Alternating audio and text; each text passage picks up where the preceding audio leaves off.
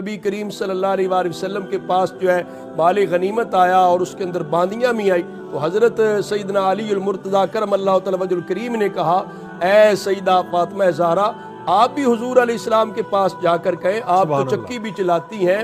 مشق میں پانی بھر کے لاتی ہیں کہ امور خانہ جو ہے اب سر انجام دیتی ہیں اتنی مشقت اٹھاتی ہے تو حضور سے عرض کریں تاکہ آپ کے لیے بھی کوئی باندی مل جائے تاکہ آپ کے گھر کے کام کاج میں آپ کا سہارا اور آپ کی معاون ثابت ہو۔ تو سیدہ طیبہ طاہرہ خاتون جنت رضی اللہ عنہا اپنے شور نامدار کے کہنے پہ حضور کے پاس چلی تو گئی لیکن یا میں وہ پھر کہہ کچھ نہ سکی۔ پھر جب بعد میں آقا حضور علیہ السلام نے آنے کی وجہ دریافت کی تو اس وقت بتایا گیا تو آپ نے جو سبق دیا وہ آج بھی امت کے لیے سبق ہی فاطمہ کے نام سے ہے۔ آپ نے فرمایا رات کو آپ دن بھر کام تو کرتی ہیں، مشقت اٹھاتی ہیں، محنت کرتی ہیں، چکی پیستی ہیں، باقی امور